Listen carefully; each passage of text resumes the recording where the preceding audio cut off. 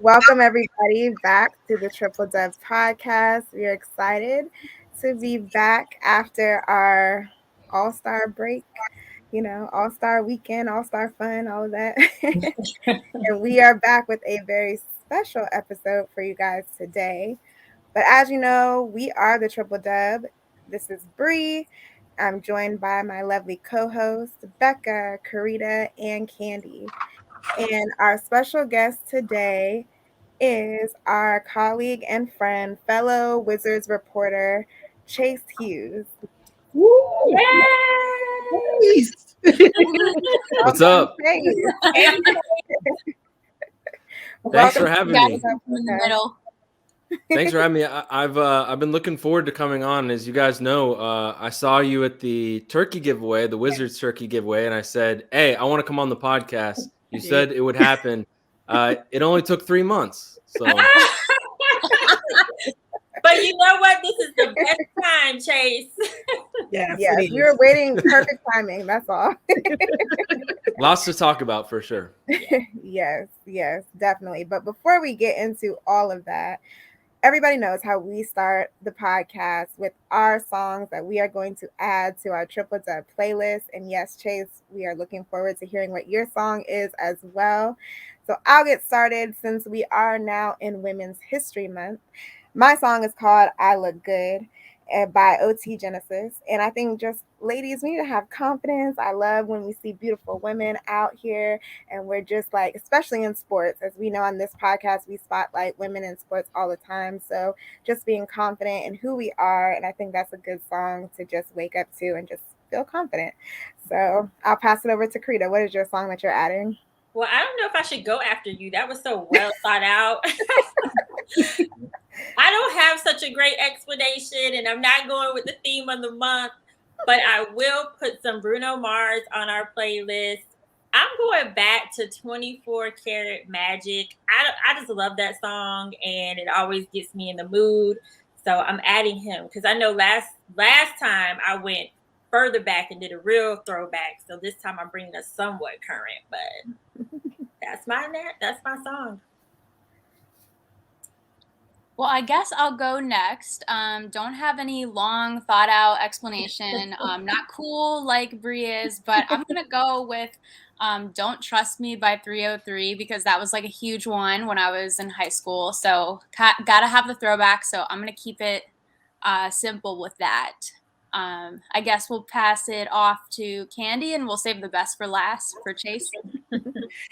Similar to everyone else, not as cool as Breeze, but kind of similar because I chose to go with Mary J. Blige, Good Morning Gorgeous. And I know I've been on my Mary J. Blige tip since Super Bowl halftime show. So still rocking with Mary J. Blige, but one of her newer songs with Good Morning Gorgeous. It's a good one. I heard the funniest Mary J. Blige joke. I think it was Jimmy Kimmel. He was talking about the Super Bowl halftime show.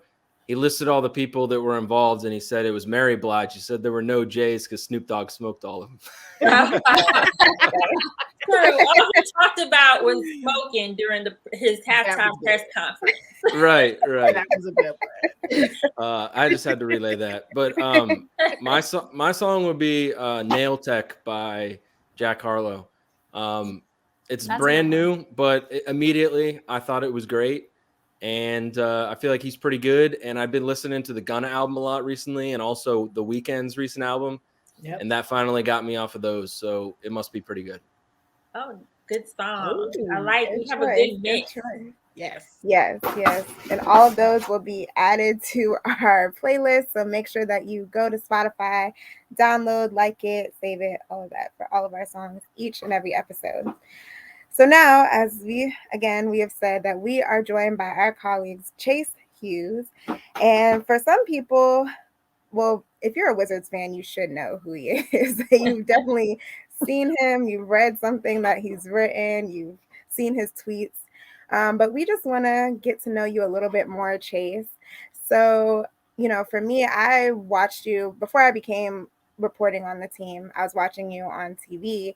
And so, but I've seen that your growth throughout the time. And even for the period of time that we've been working together covering the Wizards, you've your role has changed a lot since then too.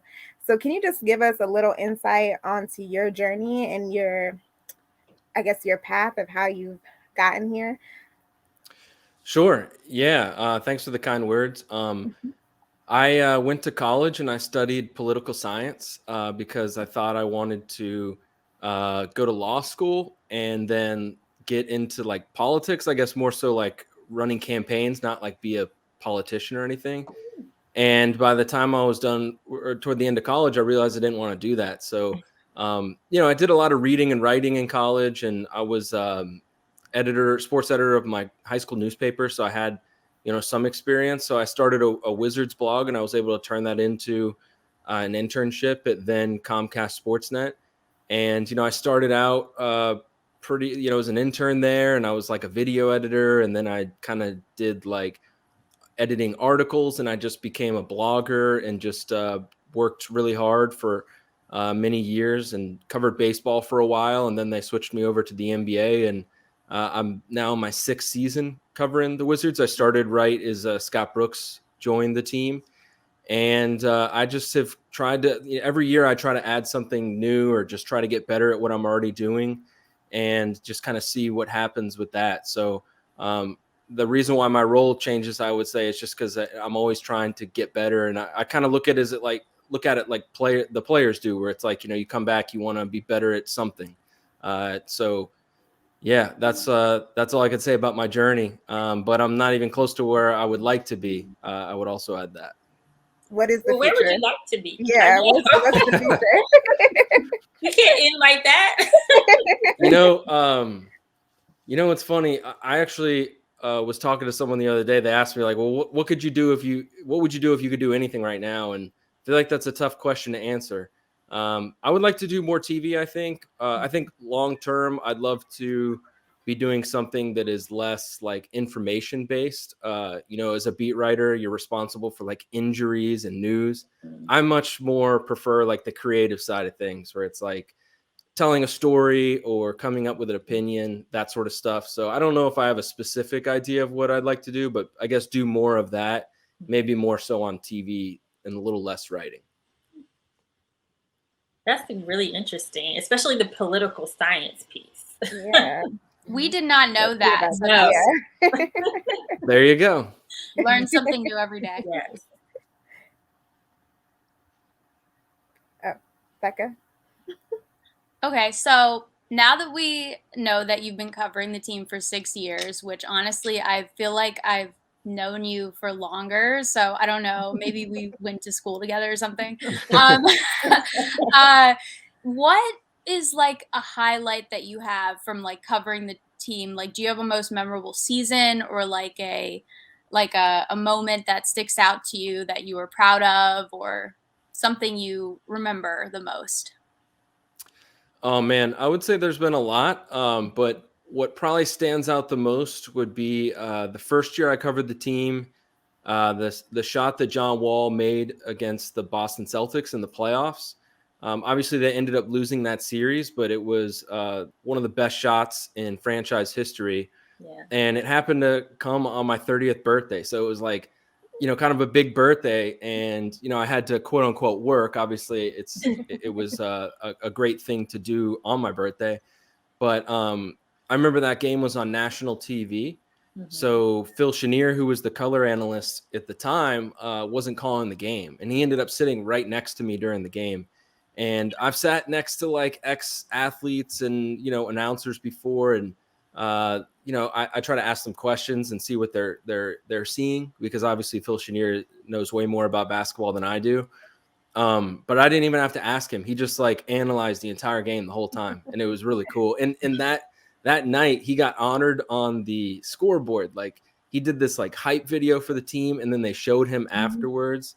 And I was like there, and I was like filming him and filming the scoreboard and going back and forth. And it was just a memorable night altogether. Obviously the shot, my birthday, that experience with Phil Chenier, someone who I grew up listening to, was so cool. And I had a lot of people like in the Wizards organization ask me for that video afterwards, because I posted it to Twitter, and it just culminated a really cool night. Wow. Wow, seriously, everybody has like, you know, we've done this before on the podcast where we've kind of where were you on game 6? Like everybody has a story. So it's cool to hear yours. Hope my dad doesn't listen to this episode because I would much rather be sitting next to Phil Chenier than my dad. I was up at 100 level 6 with my dad. He was like crying, like it was crazy. But yeah, you definitely learned a lot from somebody such as Phil Chenier. So that's really awesome. Now that we've gotten like a highlight, do you have a low light or something like a maybe a game or a season that was like more challenging to cover? Like what was your most challenging moment so far? That's a good question. You know, I would say obviously the time period when the 2020 or 2019-20 season shut down during COVID, that was really difficult. But I haven't really had that many low moments because like obviously the team has been through some turbulence, but you know, in terms of interacting with the people there and the players, they've always had good people there. And so it's never been a bad like work environment where I had like, you know, a truly bad day that stands out. I would just say that once things shut down, you know, that was a difficult time to cover the league just because you kind of had to create new story ideas for like 5 months, right? Before the Wizards came back and played. Right. It's like, what am I going to write about? Right, exactly. There was nothing to write about.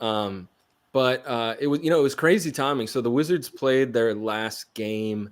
I think it was March 11th. They played the New York Knicks at home. And my wife was actually due with our first kid like 3 days later. So I was at the game, just like staring at my cell phone, thinking like I was going to get that call. And then like after that game, the whole world shut down. And then our daughter was born like a week later. So it was incredible timing because like I was home all the time after that to help raise her. Yes, that's so cute. I mean, something good come out of the shutdown then, I guess, that you were able to spend so much time with your daughter and your wife. That's awesome. Yeah, it was a silver lining. I basically had like 5 months paternity leave. You know? Which yeah, for you doesn't sound easy, right? Because like you're on TV or you're always at a game, like so. Right. I mean, I ended up being busy. Like it was actually a pretty busy time because there was no games to write off of. So every day you had to come up with something because it's not like it stopped. Our website didn't just shut down. So that was challenging, but yeah, it was just crazy timing. It was a silver lining because I got to spend so much more time and be around for so many more moments than the average person gets to be. Yeah. I do have a random question. Were you able to go into the hospital room? Because I know with the pandemic and everything. Yeah. That's a good I was, but like no family members were. Okay, so it could have been worse. I think from what I understand, since there have been time periods where like even the spouse couldn't go in. Right. I was able to go in and, you know, we were disappointed at the time that we didn't get to have those like waiting room moments, you know, like with your family, you know, that you see on TV. But all things considered, you know, you just count your blessings and feel positive about what you do have. Yeah, so true. That's great. Before I pass it off, I have one more question. Who is your favorite player to interview? Or like who is a player that you've gotten to know that you love or that's a good question. There's been quite a few players over the years that I feel like I had a pretty good relationship with that stand out. I might say Kelly Oubre. I feel like he was I'm looking at Bree like, yep. Yeah, like obviously he was a big fan favorite, but he was a fan favorite for being kind of like a flashy personality and like, you know, for his style and you know, the character he is on social media and in games. But he's like a super down to earth person that I feel like a lot of people maybe are surprised by. And just like you know, I don't know. I feel like a lot of people might think that he'd have a big ego, but he didn't at all. He was super nice, super down to earth. You know, got to know the media really well. And so I would say he stands out, to be honest. Yes, totally agree 1,000%. Kelly was the guy. He was awesome. Mm-hmm. And I mean, we're talking about, I always want to stay on the topic of that game 6, like whole just amazing moment, but we would be on here for a whole nother hour talking about that. That's a whole different episode. And Kelly Oubre was definitely a highlight of mine in that series, but we won't get into all of that. Kelly versus Kelly. But anyway. So next topic, Chase. Okay. All right. We're going to get into this season.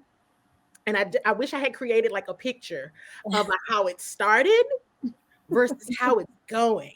I didn't, but how the season started with the Wizards, like all the energy, all the positive vibes, that awesome 10-3 start, to quite a few players getting traded at the trade deadline and quite a few new faces. And oh, by the way, Brad is also out for the season. So any reactions to just what happened? And did you think that this, like, could you have imagined, based on how the Wizards started the season, that this is how it would be going now?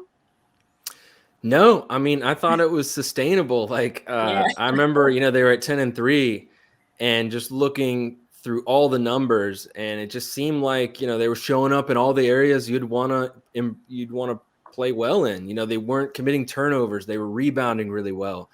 They were defending really well, but specifically, from 3, which that obviously has continued, but their depth was shining through.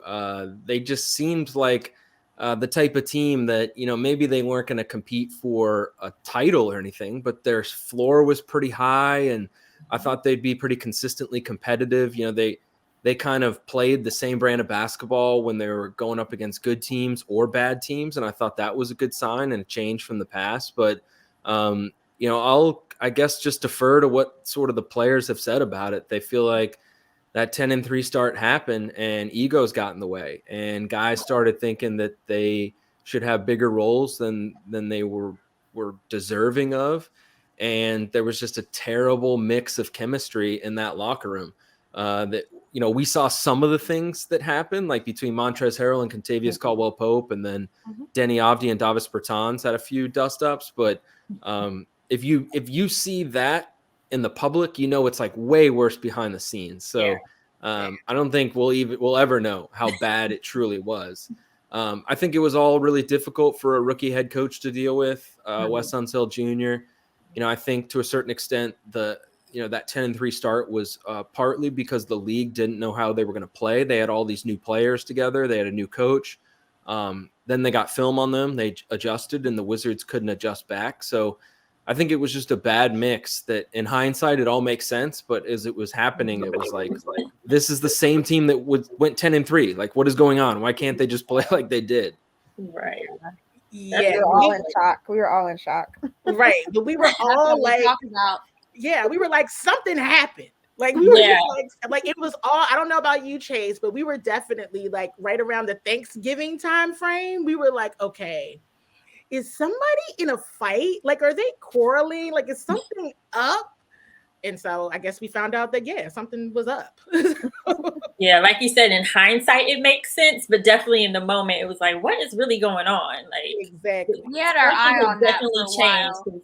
They didn't have that same like energy that they had playing for each other that they had like in the 10-3 time frame. So no joint press conferences anymore with Brad and Trez. Like, something, it was just funny, we kept our eye on it, and we had our group chat. We were, speculating, but also, keeping our eyes peeled, because it was definitely, something wasn't right.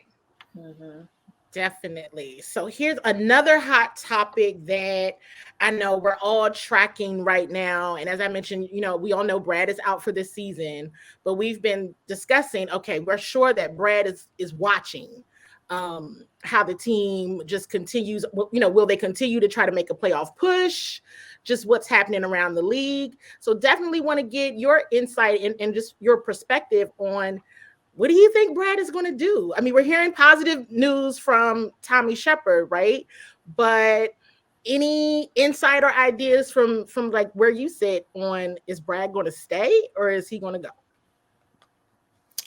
I think ultimately that he's going to stay. We'll see, obviously, and his tone has kind of changed over the last like 8-9 months. You can look back at sort of the stuff that was bubbling up over the summer about him considering his options for the future, and then after the season began, he confirmed those reports on multiple occasions and press conferences.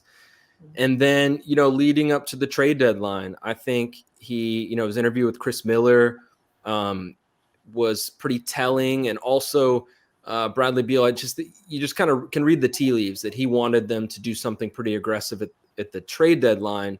And then he had the injury. So I think that may have changed their plans a little bit. But ultimately, yeah, he's going to get into the offseason. And if they offer him that money, which could be the biggest contract in NBA history, I just don't see why he would turn that down. And I know there's a lot of people around the league who feel that way. There's a lot of people who think that there's absolutely no way that he turns down that money. Because look, he's a really good player. He's a very good player. But his peak at this point has been third team All NBA. So if you're going to pay him like an MVP, at some point he's got to just look at the money and be like, okay, well, he turns 29 in June, so he could take the contract, which would secure his deal through, I think, age 33. He'd like basically set himself up to make like $55 million for his age 33 season.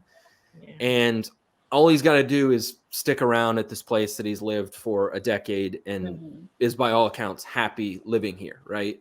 Maybe the Wizards can't build him a contender right away, but if he gives it another few years, maybe they get there. And if not, take the money, and then like if 2 years down the road you want to go elsewhere, then maybe you can via trade.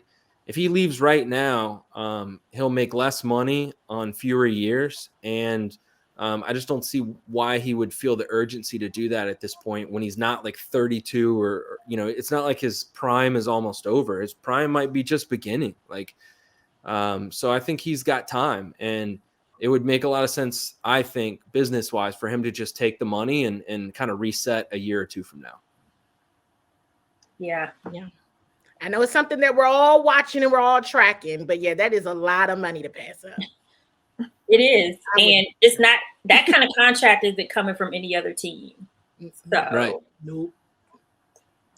Well, Chase, speaking of Bradley Beal, and he's out for the season, as we all know, but a bright spot for me and someone who has stepped up in his absence is Kyle Kuzma. I mean, we've seen him do it all this season.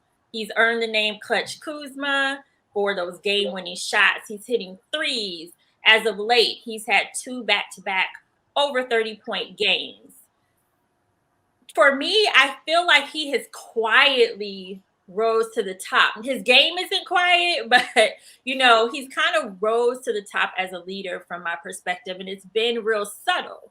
So I want to ask you, what have you seen from Kyle, just his growth this season, but also as he's come into his own as a leader on this team? I mean, did you expect the Kyle Kuzma that we're getting when he was traded to the Wizards?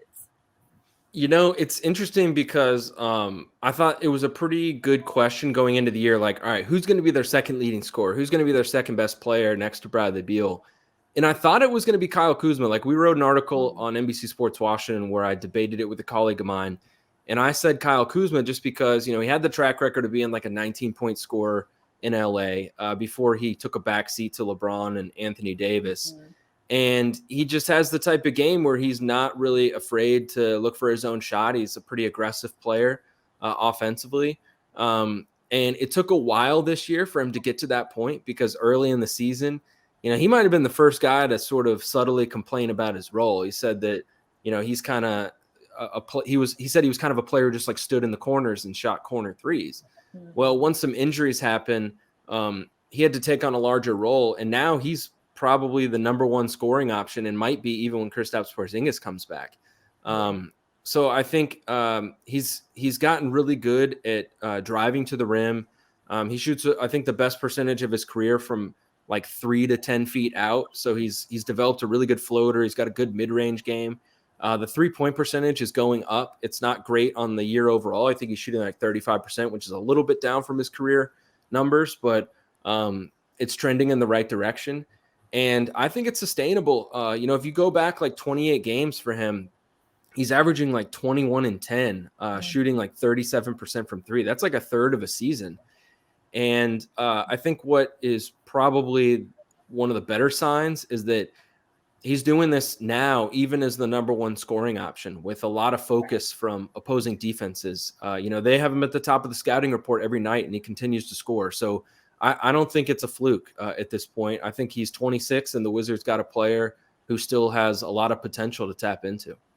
Yeah, he's really been, like I said, a highlight for me this season. I thought that when the Wizards got him that we would see, because like you said, with LeBron and Anthony Davis in LA, we just didn't get to see much of Kyle Kuzma. So I thought this would definitely be a team where he'd have an opportunity to shine. But I really, really do love what I've been seeing from him. We would be remiss if we didn't bring up Thomas Satoransky, who officially signed with the Wizards today. So he is back. Chase, what do you think his addition to the team adds to the roster? It's going to be interesting because he had probably his best year as a pro, like right before he left the Wizards. And he hasn't really been all that great since he left. It's been a few years. And particularly this year, he's really struggled. He's shooting career low percentages. He hasn't played very many minutes. He's now 30 years old. So I wonder, can he sort of resurrect his career a little bit here? So I think the expectations should be kept in check for that reason. He was a good player here, but it doesn't necessarily mean he's going to be the exact same guy now that he's returned. Yeah. I think it's a situation where the Wizards are taking a flyer on just a veteran point guard because they had an extra roster spot and they had a need at that position. But I don't think it's like, okay, well, that's the old Thomas. He's going to come in and like start right away. Yeah. At his peak, he was probably better than, Ish Smith and Holland, or at least as good as them, and could maybe compete for the starting role. I think he's probably going to come in and be the third point guard, at least to start out, and we'll see where that goes. But if he can get back to shooting how he shot from three when he was in Washington previously, which was like 40%, it wasn't like high volume, but he was a pretty efficient player. I think that would go a long way for him to earn some minutes for the Wizards. Yeah, the Wizards could definitely use another 3-point shooter for sure. So we'll see, TBD, but just want to get your insight on that. And Candi says, since they're bringing people back, are they going to bring John Wall back? We got while we're at it, people. Just come on. Yeah, that's two former Wizards point guards that come back. Yeah. I mean, right? No, but so Chase, speaking of keeping expectations in check, I have to close out with this question. The Wizards came back from All-Star break. They still have their eye on making a playoff push. It's still a little bit of an uphill battle. So do you think they have enough left in the tank to make that playoff push? I do. The schedule from here on out is pretty favorable. The last I checked, it was like the fourth easiest schedule in the league. A lot of the best teams in the NBA, they've already played. I mean, they still have the Warriors twice, but other than that, it's a pretty favorable stretch from here on out. So I think that's going to work in their favor. And then also they've still got like a pretty decent amount of talent, even though Bradley Beal's not in the picture. And even without Kristaps Porzingis, like a lot of the young guys are coming around. Rui Hachimura looks really good. Denny Avdia, Corey Kispert, Daniel Gafford, they're all playing well. Kyle Kuzma obviously has been terrific. And I think Ish Smith has helped out their offense quite a bit. They're starting to make threes. I think they're playing with more pace. They're passing more. So they're just opening up better shots. And I think, maybe they won't shoot threes like this the rest of the way, but I think their offense is going to be better. And, we'll see about their defense. I think changing the personnel could have that effect. It could improve their defense as well, especially if they're playing lesser teams. Maybe that'll also help. So I think they get into the play-in tournament. I don't know if they're going to make the playoffs, but I like their chances to get a play-in spot. Well, with everything that's happened this season, getting to the play-in tournament would definitely be a plus. So Chase, thank you so much for all your insight on the Wizards. I'm going to turn it back over to Bree to close us Yes. out. So I did just have one last question. So of course we all cover the team, and we know that through this COVID times, it's been very different, as we said. Do you think Chase is ever going to go back to normal?